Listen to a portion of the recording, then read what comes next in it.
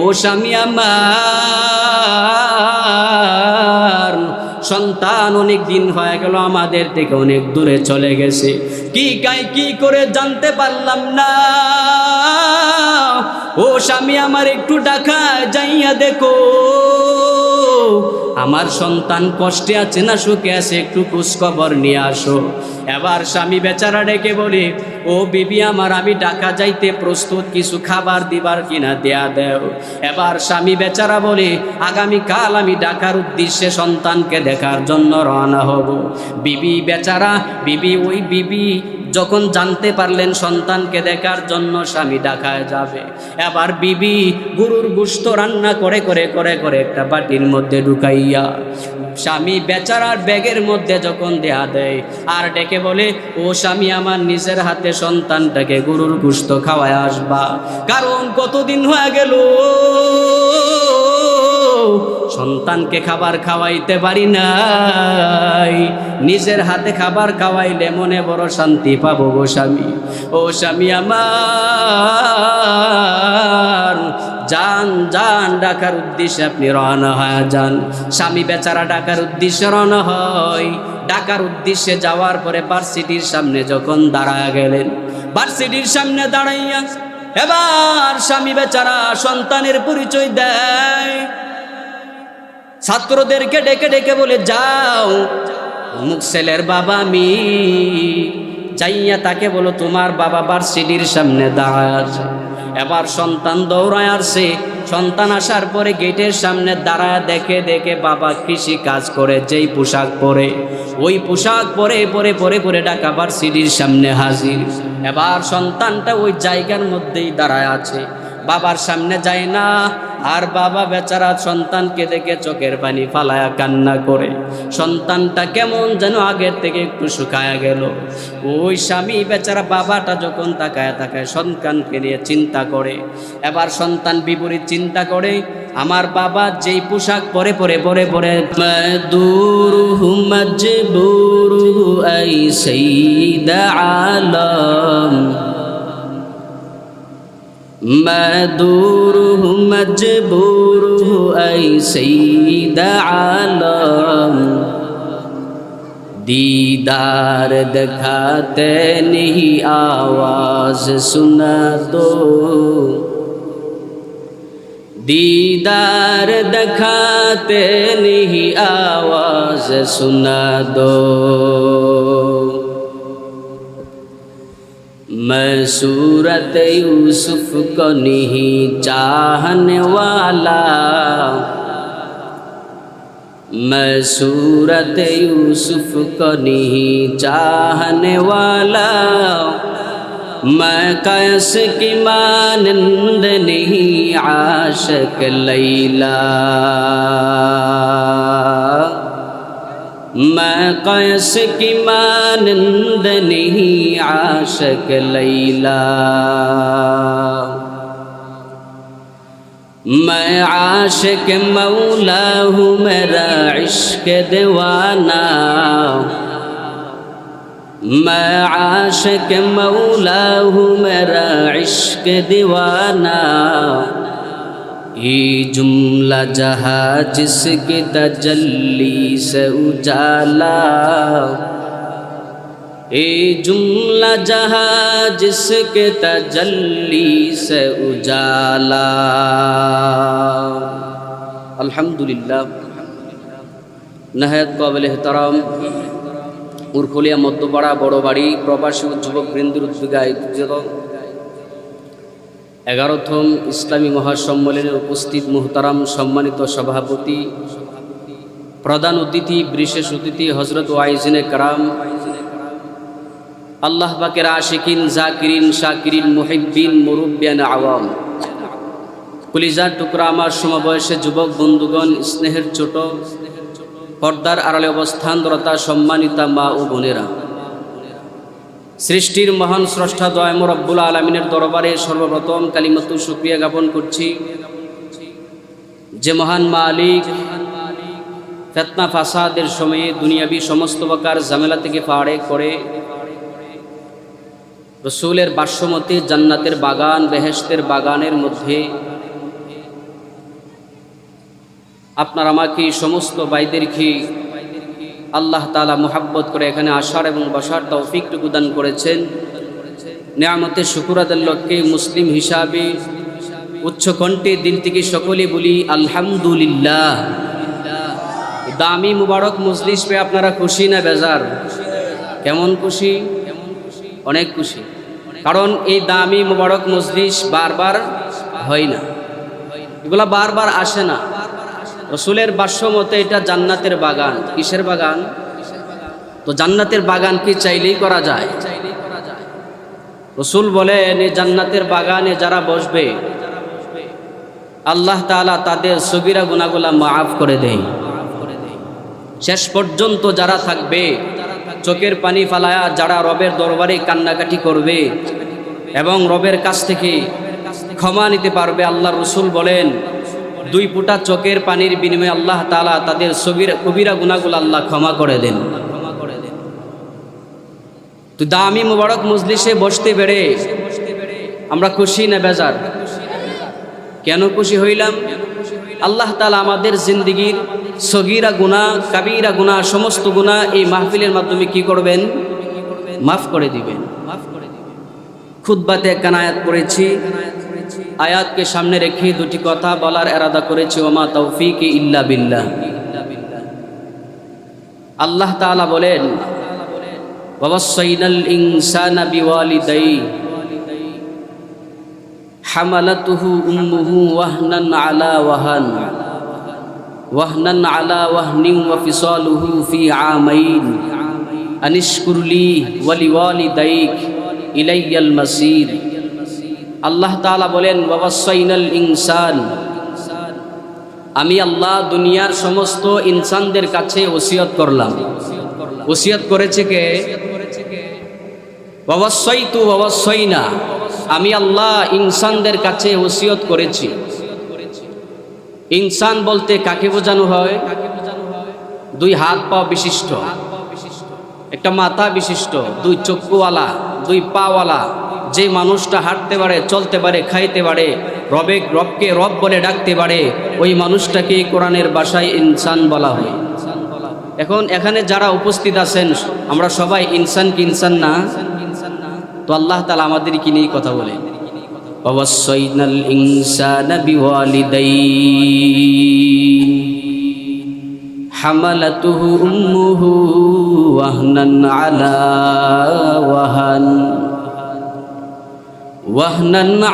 ওয়াহনিন ওয়া ফিসালুহু ফি আমাইন আনিশকুরলি ওয়া লিওয়ালিদাইক ইলাইয়াল মাসির।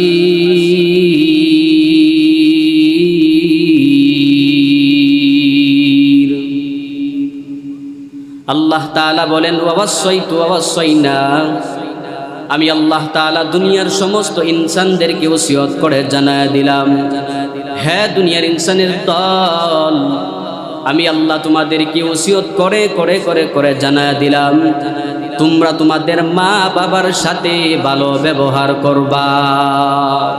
কার সাথে? মা বাবার সাথে ভালো ব্যবহারের ওসিয়ত করলেন কে?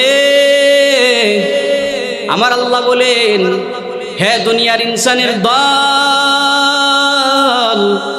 আমি আল্লাহ ওসিয়ত করে করে তোমাদেরকে জানায় দিলাম যাদের বৃদ্ধা মা বাবা আছে ওই মা বাবার সাথে বান্দা ভালো ব্যবহার করা লাগবে। কেন করবা? আমি আল্লাহ ওসিয়ত করেছি এজন্য করবা। 2 নম্বরে মুফাসসিরিনে কেরাম জানায়া দেয় মা বাবার সাথে কেন ভালো ব্যবহার করবা। 2 নম্বর কারণ হলো তোমার মা তোমাকে নিয়ে 10টা মাস 10 দিন তোমাকে গর্ভে ধারণ করে করে কষ্ট করেছেন। ওই মা যেই পরিমাণ কষ্ট তোমাকে গর্ভের মধ্যে নিয়ে করেছেন ওই পরিমাণ কষ্ট আসমানের নিচে জমিনের উপরে দ্বিতীয় কেউ করে নাই। এই জন্য মুফাসসিরিনে কেরাম জানায়া দেয় মা বাবার সাথে ভালো ব্যবহার করার 2 নম্বর কারণ হলো মা বাবা তোমাকে নিয়ে কষ্ট ধারণ করেছেন, মা বাবা অনেক কষ্ট সহ্য করেছেন। এজন্য সন্তান তুমি তোমার মা বাবার সাথে ভালো ব্যবহার করবা। 1 নম্বর আল্লাহ তাআলার আদেশ। এজন্য মা বাবার সাথে সন্তান ভালো ব্যবহার করা লাগবে। 2 নম্বরে মুফাসসিরিনে কেরাম জানায়া দেয়, তোমার মা গর্ভের মধ্যে ধারণ করে করে কি পরিমাণ কষ্ট করেছেন মায়েরা ভালো করে জানেন। ওই মায়ের গর্ভের মধ্যে যখন সন্তানটা চলে আসে, সন্তান যত বড় হয় মার কষ্ট তত পরিমাণে বেড়ে যায়। যতদিন যায় মার কষ্ট তত পরিমাণ বেড়ে যায়। ওই সন্তান যত বড় হয় মার কষ্ট আস্তে আস্তে বেড়ে যায়। মুফাসসিরিনে কেরাম জানায়া দেয়, ওই মা সন্তানকে গর্ভের মধ্যে নিয়ে অনেক কষ্ট করেছেন, যেই পরিমাণ কষ্ট আসমানের নিচে জমিনের উপরে দ্বিতীয় কেউ করে না। এজন্য আল্লাহ তাআলা বলেন, তুমি তোমার মা বাবার সাথে ভালো ব্যবহার করবা। কেন করবা? মা বাবা সন্তানের জন্য কষ্ট করে, এই জন্য সন্তান মা বাবার সাথে ভালো ব্যবহার করবা। 2 নম্বরে মা সন্তানকে যখন গর্ভের মধ্যে রাখেন মা তখন কম কষ্ট করে না। 2 নম্বরে মার যখন প্রসব ব্যথা শুরু হয়ে যায়, ওই মা প্রসব ব্যথা শুরু হওয়ার পরে মার ব্যথা কষ্ট কম কি কম না বেশি? মার এমন পরিমাণে ব্যথা শুরু হয়, ওই মা স্বামী বেচারাকে ডেকে বলে, ও স্বামী আমার হাতের মধ্যে একটা পল কাটার ছুরি ধরায় দাও, ওই ছুরি দিয়া আমি আমার গলাটাকে কেটে ফেলতে চাই। স্বামী বেচারা বারংবার জিজ্ঞাসা করে, ও বিবি আমার, তুমি নিজের হাতে কেন তোমার গলাটাকে কাটবা? ওই বিবি ডেকে ডেকে বলে, ও স্বামী আমার এই মুহূর্তে যেই পরিমাণ প্রসব ব্যথা শুরু হয়েছে, আমি মনে হয় আর বাঁচবো না,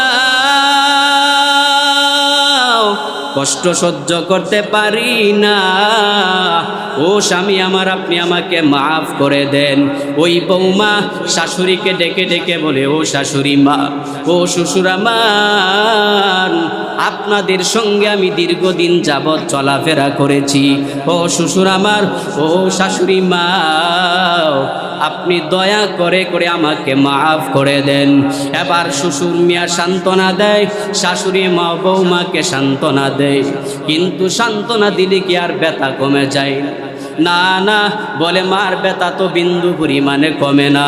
ওই মা যখন সন্তানটাকে প্রসব করবে বালতি ভরা রক্ত জমিনের মধ্যে মা ঢেলে দেয়। বলে কেন ঢেলে দেয়? বলে সন্তানের চেহারাটা দেখার জন্য মা জমিনে রক্ত ঢেলে দেয়। কি পরিমাণ রক্ত জমিনে ঢালে, তাজা তাজা রক্ত মা সন্তানের জন্য জমিনের মধ্যে ঢেলে দেয়। 3 নম্বরে সন্তান আবার যখন দুনিয়ার মধ্যে চলে আসে, ওই সন্তান মার স্তন থেকে 2টা বৎসর দুগ্ধবান করে। মা কি পরিমাণে কষ্ট করে ওই মা জানে, দ্বিতীয় কেউ বলতে পারবে না। কারণ মা যত বড় ব্যস্ততার মধ্যে থাকুক, ওই মা সন্তানকে দুধ পান করানোর জন্য পাগল পারা হয়ে থাকে। মুফাসসিরিনে কেরাম জানায়া দেয়, প্রসব বেদনার কষ্ট যদি এক জায়গার মধ্যে রাখা হয় আর পুরুষের মাথার মধ্যে যদি ঢেলে দেওয়া হয়, ওই পুরুষটা সাথে সাথে জমিনে মারা যাবে। কেন না কারণ প্রসব বেদনার এত পরিমাণে কষ্ট হয়, ওই কষ্ট সহ্য করার এবিলিটি পুরুষকে দেয় না। ওই কষ্ট সহ্য করার ক্ষমতা আল্লাহ নারীদেরকে দিয়েছেন। কি পরিমাণে কষ্ট করে আপনার আমার মা এত পরিমাণে কষ্ট করে, তারপরও কোনোদিন মা বলেন আমি আর সন্তান নিতে চায় না, আমি আর সন্তান নিব না। কারণ সন্তান প্রসব বেদনার কষ্ট খুব কঠিন, আমি আর দুনিয়াতে সন্তান নিব না, এই কথা দুনিয়ার কোনো মা বলতে চায় না। কারণ মায়েরা জানে, যদিও সন্তান প্রসব বেদনার কষ্ট খুব কঠিন, কিন্তু সন্তানটা যদি দুনিয়াতে আসে, ওই সন্তানটাকে যদি আমি আলেম বানাইতে পারি, আর মাদ্রাসায় যাইয়া সন্তান যখন পড়বে, রব্বির হামহুমা কামা রব্বায়ানি সগীরা ওকুর রব্বির হামহুমা কামা রব্বায়ানি সগীরা। ওই মা ডেকে ডেকে বলে, আমার সন্তান যখন এই কালিমা পড়বে, সন্তানের উসিলায় আল্লাহ আমার কবর জান্নাতের বাগান বানায় দিবে। মাদের একটা আশা, সন্তান মানুষের মতো মানুষ হবে। সন্তান যখন মানুষের মতো মানুষ হবে, ওই সন্তান আমি মার জন্য যখন মাকবারার সামনে দাঁড়ায়া দোয়া করব, আমার মালিক সন্তানের 2 ফোঁটা চোখের পানির বিনিময়ে আমার কবরটাকে জান্নাতের বাগান বানায়া দিবে। মায়েরা এই পরিমাণ আশা নিয়া নিয়া সন্তানগুলারে প্রসব করে, কিন্তু বর্তমানে তাকায় দেখেন সন্তানগুলার হালত কি রকম হয়ে গেল। ওই মা কি পরিমাণ কষ্ট করে সন্তানকে বড় করলেন, আজকে সন্তান মা বাবার কথা শুনতে চাই না। সমাজে আছে না নাই? ওই মায়েরা কি পরিমাণ কষ্ট করলেন। ঢাকা মেডিকেল হসপিটালের ঘটনা, এক গর্ভবতী মাকে যখন হসপিটালের মধ্যে নিয়ে যাওয়া হয়, সমস্ত ডাক্তাররা ওই মাটাকে চেক আপ করার পরে গার্ডিয়ানদেরকে জানায়া দিলেন, হ্যাঁ গার্ডিয়ানরা শুনে নেও, ওই যে মহিলার চেক আপ করার পরে আমরা একটা রিপোর্ট পেয়ে গেলাম। বলে কি রিপোর্ট পেয়েছেন? বলে রিপোর্ট হলো যদি আমরা মহিলাটাকে বাঁচাই, বাচ্চাটাকে বাঁচাইতে পারবো না। যদি বাচ্চাটাকে বাঁচাই তাহলে ওই মাটাকে বাঁচাইতে পারবো না। গার্ডিয়ানের দল সিদ্ধান্ত জানায়া দেও, যদি মাটাকে বাঁচাই সন্তানটাকে বাঁচাইতে পারবো না, আর যদি সন্তানটাকে বাঁচাই ওই মাটাকে বাঁচাইতে পারবো না। তাড়াতাড়ি আমাদেরকে সিদ্ধান্ত জানায়া দেন। এবার ডাক্তাররা যখন বলল, ওই গার্ডিয়ানরা সকলে মিলে পরামর্শ করতে লাগলেন, কিন্তু কি সিদ্ধান্ত নিবে তারা চিন্তা করে পায় নাই। বলে কি সিদ্ধান্ত নিবে? বলে যদি বাচ্চাটাকে বাঁচাই তাহলে বাচ্চাকে কে দুগ্ধপান করাবে, আর যদি বাচ্চাটাকে মেরে দেয় তাহলে মহিলাটা 10 মাস কষ্ট করেছে, মহিলার কষ্ট কোথায় থাকবে? গার্ডিয়ানরা সিদ্ধান্ত নিতে পারে নাই, কি করবে? বেচারা বেকার আর হয়ে গেল। এবার ডাক্তাররা ডেকে ডেকে বলেন, হে গার্ডিয়ানের দল, তোমাদের দ্বারা সিদ্ধান্তর আশা করা যায় না। হে ডাক্তাররা শুনে নেও, জলদি করে সিদ্ধান্ত নেওয়া লাগবে। সমস্ত ডাক্তার এক জায়গায় বসে বসে সিদ্ধান্ত নেওয়া শুরু করলেন। বলে কি সিদ্ধান্ত নিবে? ওই ডাক্তাররা বলে যদি গাছ বেঁচে থাকে গাছ থেকে ফলের আশা করা যায়, আর যদি গাছটাকে কেটে দেও ওই গাছ থেকে কুশিংকালে ফলের আশা করা যায় না। ডাক্তাররা বললেন মহিলাটাকে বাঁচায় দেও, বাচ্চাটাকে মেরে দেও। এই আওয়াজটা যখন হসপিটালের বেডে শোয়া মায়ের কানের মধ্যে চলে গেল, এবার গর্ভবতী মহিলা ডেকে বলে, হে ডাক্তাররা তোমরা এই সিদ্ধান্ত নিতে পারবা না, কারণ আমি মা 10টা মাস গর্ভে নিয়ে সন্তানকে কি পরিমাণ কষ্ট করলাম, তোমাদেরকে বুঝাইতে পারবো না। হে ডাক্তাররা তোমরা আমার সন্তানটাকে মারবা না, মারবা না, আমার সন্তানটাকে বাঁচাইয়া দাও, আমি মাটাকে মেরে দাও, কারণ আমি মা দুনিয়ার সূর্য দেখেছি, আমি মা দুনিয়ার আলো বাতাস সব ভোগ করেছি, আমি মা দুনিয়ার নাজ নিয়ামত ভোগ করেছি। আমার সন্তানটা দুনিয়া দেখে নাই, দুনিয়ার আলো বাতাস দেখতে পায় নাই। হ্যাঁ ডাক্তাররা সন্তানটাকে বাঁচায় দাও, আমি মাটাকে তোমরা মেরে দাও। ডাক্তাররা যখন এই সিদ্ধান্ত পাইল, ডাক্তাররা বলে না না, এই সিদ্ধান্ত গ্রহণ করা যাবে না, বরঞ্চ মাটাকে সুস্থ রেখে যেইভাবে নর্মালে করা যায় ওইভাবেই তো আমরা কাজ করা লাগবে। এবার ডাক্তাররা ডাক্তারদের কাজ করলেন, ঘটনা বুঝে থাকলে বলেন ওই মা কি পরিমাণ কষ্ট সন্তানের জন্য করলেন। এত কষ্ট করার পরেও একবারও মা বলেন আমি আর সন্তান দুনিয়াতে নিব না। কারণ মায়েরা ভালো করে জানে সমস্ত সন্তানকে প্রসব করার জন্য মায়েরা কষ্ট করা লাগে। এই জন্য সন্তানের চেহারার দিকে তাকাইয়া মায়েরা দীর্ঘ 10 মাস পরিমাণ কষ্ট করেন। আল্লাহ তাআলা বলেন এই মায়েদের সাথে সন্তানেরা ভালো ব্যবহার করা লাগবে। কেন করবা? তোমার মা তোমাকে নিয়ে কষ্ট করেছেন, এই জন্য মাদের সাথে ভালো ব্যবহার করা লাগবে। মায়ার নবী বলেন রিজার রব্বি ফি রিজাল ওয়ালিদাইন ওয়া সাখতুর রব্বি ফি সাখতিল ওয়ালিদাইন। মা বাবা যদি সন্তানের উপর খুশি হয়ে যায়, আমার মালিক খুশি হয়ে যাবে। যেই সন্তানের উপর আমার আল্লাহ খুশি, ওই সন্তান জান্নাতে যাবে না জাহান্নামে যাবে? বলেন আমার কথা কি বুঝেন আপনারা? আল্লাহ যদি মানুষের প্রতি সন্তুষ্ট হয়, ওই মানুষটা কি জাহান্নামে যাবে না জান্নাতে? নিশ্চিত না অনিশ্চিত? মায়ার নবী বলেন মা বাবা যদি সন্তানের উপর খুশি হয়ে যায়, আমার আল্লাহ খুশি হয়ে যাবে। যেই সন্তানের পর মা বাবা খুশি, ওই সন্তানের পর আমার আল্লাহও খুশি। যেই মানুষটার উপর আল্লাহ খুশি হয়ে যায়, ওই মানুষটা নিশ্চিত জান্নাতের মধ্যে চলে যাবে। মায়ার নবী বলেন যেই সন্তানের উপর মা বাবাও সন্তুষ্ট হয়ে যাবে, আমার আল্লাহও সন্তুষ্ট হয়ে যাবে। মা বাবা যদি অসন্তুষ্ট হয়, আমার মালিক অসন্তুষ্ট হয়ে যাবে। এই জন্য সন্তানেরা মা বাবাকে খুশি করে করে দুনিয়াতে চলা লাগবে। মা বাবার একটু বদদুয়া যদি চলে আসে, ওই সন্তানের কপাল নিশ্চিত জমিনে পড়ে যাবে। ওই সন্তান কপাল পোড়া হয়ে যাবে, এর মধ্যে বিন্দু পরিমাণে কোনো সন্দেহ নাই। সালাসু দাওয়াতিন মুস্তাজাবান, মায়ার নবী বলেন 3 ব্যক্তির দোয়া ডাইরেক্ট কবুল হয়ে যায়। দোয়া করলে যেমন কবুল হয়, বদদুয়া করলেও ঠিক তেমন কবুল হয়ে যায়। সালাসু দাওয়াতিন মুস্তাজাবান, 3 ব্যক্তির দোয়া করলে যেমন কবুল, বদদুয়া করলো ঠিক তেমন কবুল হয়ে যায়। মায়ার নবী বলেন দাওয়াতুল মাজলুম, মাজলুম ব্যক্তি যদি বদদুয়া দেয়, আমার আল্লাহ সাথে সাথে বান্দাকে ধ্বংস করে দিবে। মাজলুমের বদদুয়া দুনিয়ার জমিনে আল্লাহ কবুল করে নেই, দুনিয়ার জমিনে আল্লাহ তারে শাস্তি দিয়া দিবে।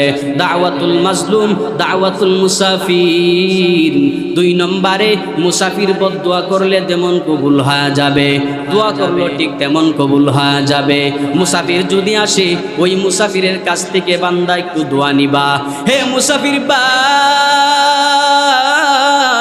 একটু দোয়া করে দাও, আমার সংসারের মধ্যে অশান্তি একটু দোয়া করে দাও। হে মুসাফির ভাই, আমার ব্যবসা মন্দা একটু দোয়া করে দাও, ব্যবসা যেন ভালো হয়ে যায়। মায়ার নবী বলেন মুসাফিরের দোয়া করলে যেমন আল্লাহ কবুল করে নেই, বদদুয়া করলে ঠিক তেমন কবুল করে নেই। এই জন্য মুসাফিরদের কাছ থেকে বদদুয়া নিবেন না, দোয়া নিবেন। দাওয়াতুল মাজলুম, দাওয়াতুল মুসাফির। 3 নম্বরে দাওয়াতুল ওয়ালিদি আলা ওয়ালিদাইন। মায়ার নবী বলেন সন্তানের জন্য মা বাবার দোয়া ডাইরেক্ট কবুল হয়ে যায়। আবার যেই সন্তানের জন্য মা বাবা বদদুয়া করে, ওই বদদুয়া আল্লাহ কবুল করে নেবেন। মা বাবা দোয়া করলে যেমন কবুল হয়, বদদুয়া করলো ঠিক তেমন কবুল হয়ে যায়। হাদিস শরীফের মধ্যে পাওয়া যায় মায়ার নবীর সাহাবী হযরত আলকামা রাদিয়াল্লাহু তাআলা মার সাথে একটু কথা মলিন হওয়ার কারণে আল্লাহ তারে দুনিয়াতে শাস্তি দিয়ে দিলেন। বলে কি শাস্তি দিলেন? বলে মার সাথে একটু কথার মলিন হওয়ার কারণে মৃত্যুর আগ মুহূর্তে আল্লাহ তার জবানটাকে বন্ধ করে দিলেন। আলকামার বিবি তাকাইয়া দেখে আলকামা বিছানার মধ্যে শুয়ে শুয়ে শুয়ে শুয়ে কেমন জানি চোখ নাড়াচাড়া করে, জবান নাড়াচাড়া করতে পারে না। আলকামার বিবি বুঝতে পারলে মনে হয় সাকরাত শুরু হয়ে গেল। আলকামার বিবি দৌড়াইয়া মায়ার নবীর কাছে হাজির হয়ে গেলেন। ও নবী আমার স্বামী আলকামা আপনার সাহাবী কেমন জানে করতেছে, মনে হয় সাকরাত শুরু হয়ে গেছে। ও নবী আমান, আপনি আলকামার জন্য একটু দোয়া করে দেন। মায়ার নবী বলেন, আলকামার কি হয়েছে আমাকে একটু জানাইয়া দেও। আলকামার বিবি ডেকে ডেকে বলে, ও নবী আমান, আলকামা কেমন যেন বিছানার মধ্যে শুয়ে শুয়ে চোখগুলা নাড়াচাড়া করে। আমার মন বলে আলকামার মৃত্যুর সময় নিকটবর্তী হয়ে গেল। আল্লাহর নবী 4 জন সাহাবীকে আলকামার বাড়ির মধ্যে পাঠায়া দিলেন। 4 জন সাহাবী আলকামার বাড়ির মধ্যে হাজির। বাড়ির মধ্যে যাইয়া দেখে আলকামার জবান নড়ে না, জবান দিয়া কথা বলতে পারে না। বেলাল রাদিয়াল্লাহু তাআলা আনহু যখন বুঝতে পারলেন আলকামার জবান বন্ধ হয়ে গেল, দৌড়াইয়া নবীর দরবারে সে হাজির হয়ে গেল। ও নবী আমার, আলকামার জবান আল্লাহ বন্ধ করে দিয়েছেন। মায়ার নবী বুঝতে পারলেন আলকামার জবান যদি বন্ধ হয়ে থাকে, আমার মন বলে মার বদদুয়া লেগেছে, না হয় বাবার বদদুয়া লেগেছে। কারণ আলকামা তো এমন সাহাবী, আলকামার আমলের দিক দিয়ে কোনো ত্রুটি নাই। আলকামা আমলের দিক দিয়ে অনেক বড় অগ্রগামী হয়ে গেল। দানের দিক দিয়া আলকামা সবার অগ্রভাগে থাকে। নবী যখন বলে দান করা লাগবে, তখন আলকামা সবার আগে দাঁড়ায়া যায়।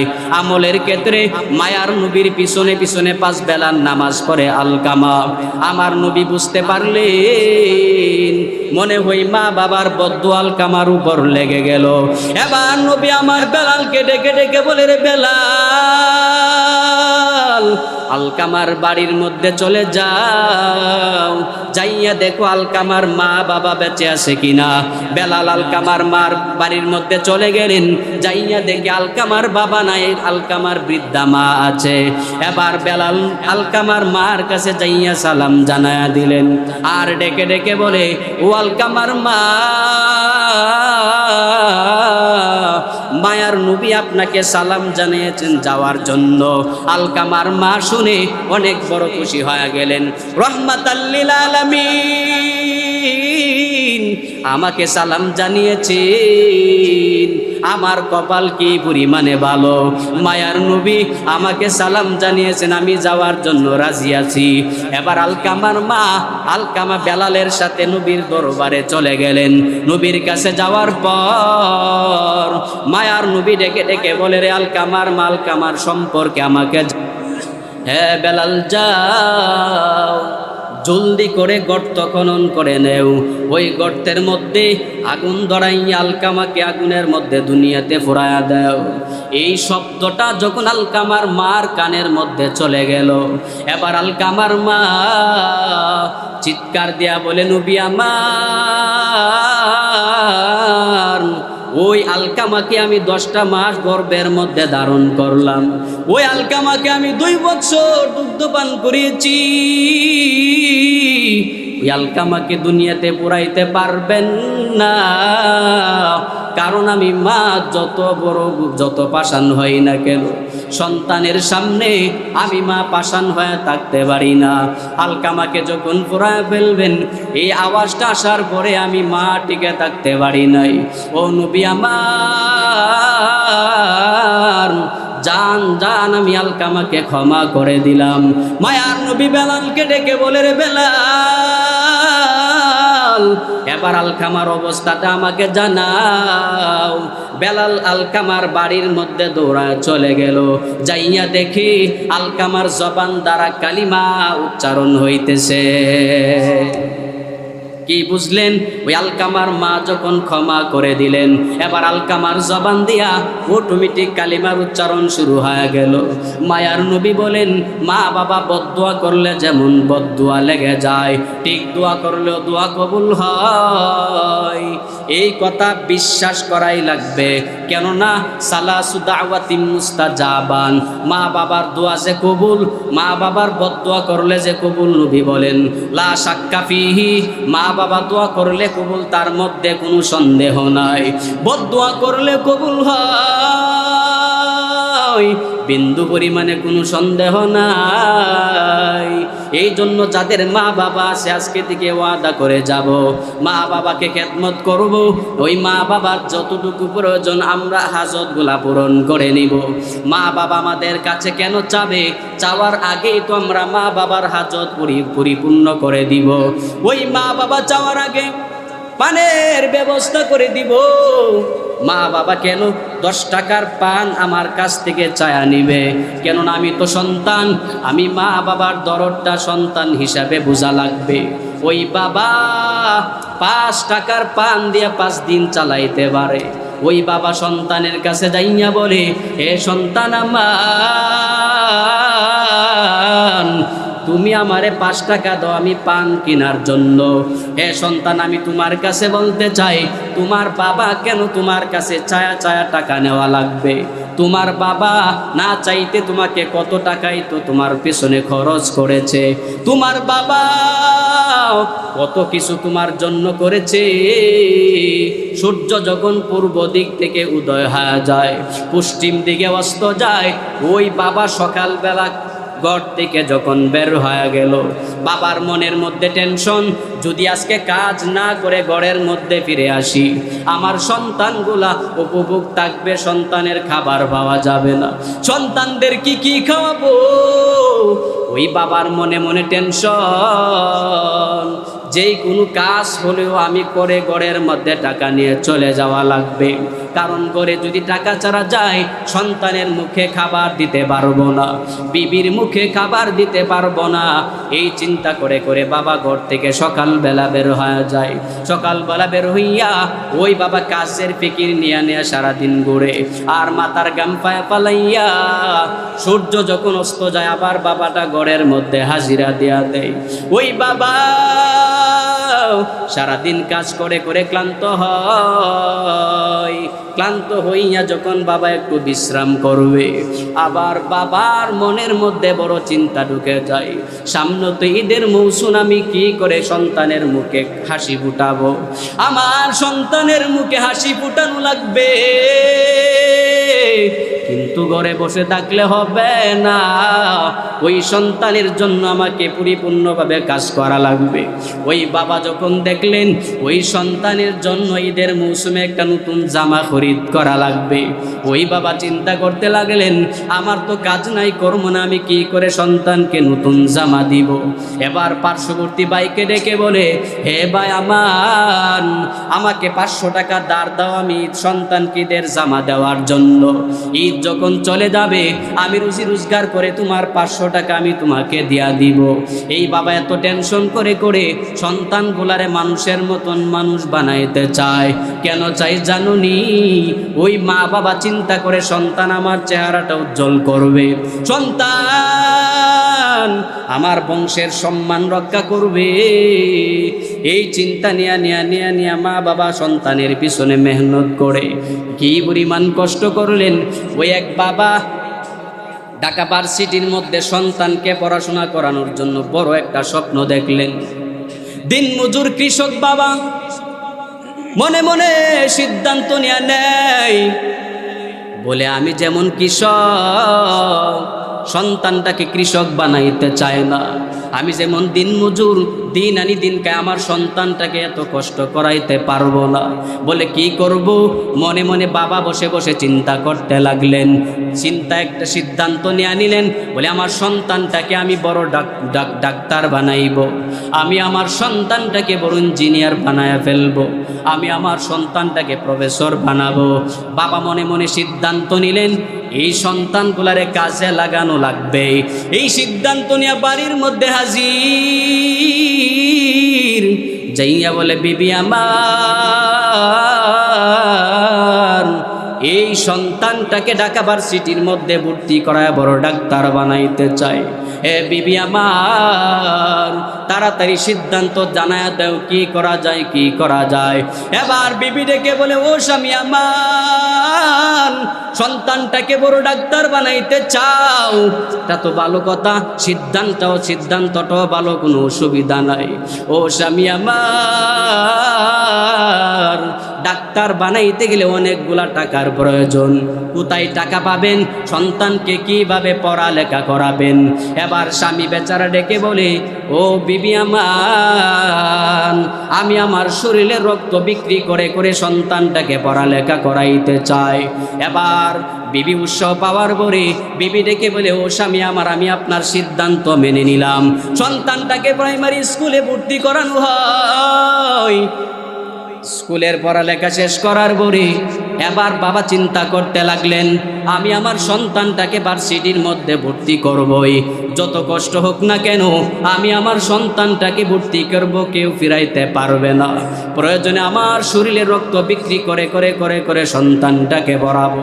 বাবা যখন সিদ্ধান্ত নিয়ে নিল, এবার সন্তানটাকে ঢাকা ভার্সিটির মধ্যে যখন পাঠায়া দেয়, বাবা দিন মজুর কৃষক, সন্তানকে যখন ভার্সিটির মধ্যে ঢাকার মধ্যে যখন পাঠায়া দেওয়া হয়, ওই সন্তান শহরের ছেলেদের সাথে চলাফেরা করে করে স্মার্ট হয়ে গেল। এবার গ্রামের বাবা যখন ওই গ্রামে কৃষি কাজ করে করে করে করে দিন কাটায়, এবার বিবি বেচারা ডেকে বলে, ও স্বামী আমার, সন্তান অনেক দিন হয়ে গেল আমাদের থেকে অনেক দূরে চলে গেছে, কি করে জানতে পারলাম না। ও স্বামী আমার, একটু ঢাকায় যাইয়া দেখো আমার সন্তান কষ্টে আছে না সুখে আছে, একটু খোঁজখবর নিয়ে আসো। এবার স্বামী বেচারা ডেকে বলে, ও বিবি আমার, আমি ঢাকা যাইতে প্রস্তুত, কিছু খাবার দিবার কিনা দেয়া দেও। এবার স্বামী বেচারা বলে, আগামীকাল আমি ঢাকার উদ্দেশ্যে সন্তানকে দেখার জন্য রওনা হব। বিবি বেচারা ওই বিবি যখন জানতে পারলেন সন্তানকে দেখার জন্য স্বামী ঢাকায় যাবে, এবার বিবি গরুর গোশত রান্না করে করে করে করে একটা বাটির মধ্যে ঢুকাইয়া স্বামী বেচারার ব্যাগের মধ্যে যখন দেয়া দেয়, আর ডেকে বলে, ও স্বামী আমার, নিজের হাতে সন্তানটাকে গরুর গোশত খাওয়ায় আসবা, কারণ কতদিন হয়ে গেল সন্তানকে খাবার খাওয়াইতে পারি নাই, নিজের হাতে খাবার খাওয়াইলে মনে বড় শান্তি পাবো গো স্বামী। ও স্বামী আমার, যান যান, ঢাকার উদ্দেশ্যে আপনি রওনা হয়ে যান। স্বামী বেচারা ঢাকার উদ্দেশ্যে রওনা হয়। ঢাকার উদ্দেশ্যে যাওয়ার পরে ভার্সিটির সামনে যখন দাঁড়ায় গেলেন, ভার্সিটির সামনে দাঁড়াইয়া এবার স্বামী বেচারা সন্তানের পরিচয় দেয়, ছাত্রদেরকে ডেকে ডেকে বলে, যাও অমুক ছেলের বাবা আমি, যাইয়া তাকে বলো তোমার বাবা ভার্সিটির সামনে দাঁড়ায় আছে। এবার সন্তান দৌড়ায় আসছে, সন্তান আসার পরে গেটের সামনে দাঁড়ায় দেখে দেখে বাবা কৃষি কাজ করে যেই পোশাক পরে, ওই পোশাক পরে পরে পরে পরে ঢাকা ভার্সিটির সামনে হাজির। এবার সন্তানটা ওই জায়গার মধ্যেই দাঁড়ায় আছে, বাবার সামনে যায় না। আর বাবা বেচারা সন্তানকে দেখে চোখের পানি ফালায়া কান্না করে, সন্তানটা কেমন যেন আগের থেকে একটু শুকায়া গেল। ওই স্বামী বেচারা বাবাটা যখন তাকায় তাকায় সন্তানকে নিয়ে চিন্তা করে, এবার সন্তান বিপরীত চিন্তা করে, আমার বাবা যেই পোশাক পরে পরে পরে পরে কৃষি কাজ করে, বাড়ির মধ্যে যেই পোশাক পরে করে কাজ করে, ওই পোশাক পরে পরে আমার বাবা তো ভার্সিটির সামনে চলে আসছে। আমি যদি এখন সবার সামনে বলি উনি আমার বাবা, সবার সামনে আমার প্রেস্টিজের মধ্যে আঘাত আসবে। এই জন্য ছেলেটা সামনে যায় না, সামনে না যায় ওই গেটের সামনে যখন দাঁড়ায় আছে, এবার ছাত্র ভাইয়েরা চতুর্দিকে ঘেরাও করে বলে, তোমার জন্য এত পরিমাণে খাবার নিয়ে আসছে, উনিকে আমারে জানায়া দেও। ওই সন্তান ডেকে ডেকে বলে, রে বন্ধুরা শুনে নাও, উনি আমার বাড়ির কাজের লোক, এই শব্দটা বাবার কানের মধ্যে যখন চলে গেলেন, এবার বাবা চোখের পানি ফালায়া বলে, ও দয়ার মালিক, কেন বা আমি এত বড় সিদ্ধান্ত নিতে গেলাম? আমার সন্তান কৃষক হবে, এটাই তো আমার জন্য ভালো ছিল। আমি কেন সন্তানকে ডক্টর বানানোর জন্য ঢাকায় পাঠাইলাম? এবার আমি বাবাটাকে বাবা বলে পরিচয় দিতে চাই না। ও দয়ার মালিক, আয় আল্লাহ, আসমানটাকে আমার মাথার উপরে ফেলে দাও, জমিনটাকে ফাঁকা করে দাও। এই সন্তানকে আমি আর চেহারা দেখাইতে চাই না। ওই সন্তানকে সন্তান বলে আমি আর পরিচয় দিতে পারবো না। বাবার কষ্টটা বাবার ধরে রাখতে পারলেন না। মাটির মধ্যে বাবা যখন বসে গেলেন, এবার ছেলেটা দৌড়ায় আসে বলে, আপনি আমার জন্য কি নিয়ে আসছেন, দেয়া দেন। এবার বাবা খাবারটা সন্তানের হাতে দিয়া দিল। সন্তান কিছু বলে নাই, ওই সন্তানটা রুমের মধ্যে চলে যায়। বাবা বেচারা আশ্চর্য হইয়া বাবা চিন্তিত অবস্থায় বাড়ির মধ্যে ফিরে চলে আসলেন। কয়েকদিন পর কি আশ্চর্য ঘটনা, ওই সন্তানের এমন বড় ধরনের এক রোগ দেখা দিল। ডাক্তারদের কাছে যাওয়ার পরে ডাক্তাররা বলে, কি রোগ? তোমার তো কোনো অসুখ নাই, তোমার শরীরে কোনো রোগ নাই, কি কোনো সমস্যা আমরা তো ধরতে পারলাম না। এ সন্তান, তুমি অনর্থক মিথ্যা কথা বলে সময় নষ্ট করবা না। আমরা সমস্ত ডাক্তাররা তোমার শরীরের মধ্যে কোনো রোগ বিশ্রায় বের করতে পারলাম না। এবার সন্তান বাড়ির মধ্যে রওনা। বাড়ির মধ্যে যাইয়া বলে, ও মা, আমার বুকের মধ্যে প্রচুর ব্যথা, ডাক্তাররা মানে না। ডাক্তাররা চেক আপ করার পরে বলে, আমার শরীরে কোনো রোগ নাই। ও মা আমার,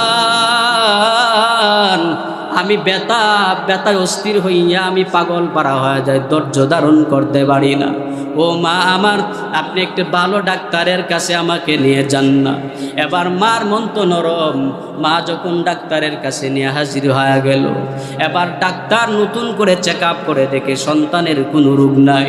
ডাক্তার ডেকে ডেকে বলে, হে মহিলা, তোমার ছেলের কোনো বিন্দু পরিমাণে কোনো অসুখ নাই, বাড়ির মধ্যে নিয়ে যাও, অনর্থক চেক আপ করে করে টাকাগুলা নষ্ট করবা না। ওই সন্তান বুঝতে পারলেন ডাক্তাররা রোগ ধরতে পারে না, অবশ্যই কোনো না কোনো কারণ তো আছে। ওই দিন আমি যে বাবাকে বলেছিলাম উনি আমার বাড়ির কাজের লোক, আমার মনে হয় বাবার বদদুয়ার কারণে আল্লাহ আমাকে বড় ধরনের অসুস্থ বানায়া দিলেন। এবার সন্তান বাবার পা জড়ায় কান্নাকাটি করে আর বলে, ও বাবা মান, আপনার কাছে দুই হাত দুই পা দড়ে দড়ে ক্ষমা চাই, মাফ করে দেন। বাবা বলে, সন্তান রে, ডাক্তাররা রোগ ধরতে পারে না বুঝলাম না, আমি বাবা তো তোকে বাড়িতে আসার পরেই ক্ষমা করে দিলাম, কিন্তু ডাক্তাররা রোগ ধরতে পারে না, আমি আর কি করতে পারি বলো।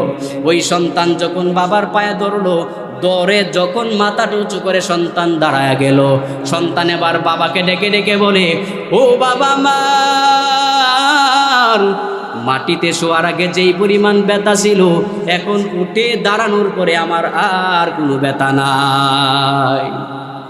আতিনা ফি দার দুনিয়া না হাসান, আতিনা ফি দার উকবানা হাসান, ইয়া গুয়াসাল মুস্তাগীসিন দিনা লফতিখারা بالعلوم والغنا या इलाही तू मेरा माबूद है, या इलाही तू मेरा माशूक है, या इलाही तू मेरा हन्नान है, या इलाही तू मेरा मन्नान है। ঘটনার দ্বারা কি বুঝলেন? বাবা বদদুয়া দিলে বোধহয় লাগে না, লাগে কিনা বলেন? মা বাবার সাথে যারা বেয়াদবি করেছেন, বাড়ির মধ্যে যাইয়া দরওয়াজাটা বন্ধ করে বাবা মায়ের পায়ে ধরে ধরে একটু কান্না করে বলবে, ও মা আমার, কত কষ্ট করে করে করে করে আমি সন্তানটাকে বড় বানিয়েছো। ও মা, বুঝতে পারি নাই না বুঝে কত কষ্ট তোমাকে দিয়েছি, একটু দয়া করে মাফ করে দাও। একটু যদি দোয়া চাইতে পারেন, দোয়া নিয়ে নিয়ে যদি চলতে পারেন, আল্লাহ দুনিয়াতে বড় সফল বানায় দিবে, পরকালে বড় সফল বানায় দিবে। মায়ার নবীর কাছে এক সাহাবী গিয়া বলে, ও নবী আমার থেকে ভালো ব্যবহার পাওয়ার যোগ্য কে, আমাকে জানায়া দেন। সাহাবী যখন বললেন, আমার থেকে ভালো ব্যবহার পাওয়ার যোগ্য মানুষটাকে আমাকে বলে দেন। মায়ার নবী বলেন, কলা উম্মাকা, তোমার মা। ওই সাহাবী বলেন, ও নবী বুঝতে পারলাম আমার থেকে ভালো ব্যবহার পাওয়ার যোগ্য আমার মা।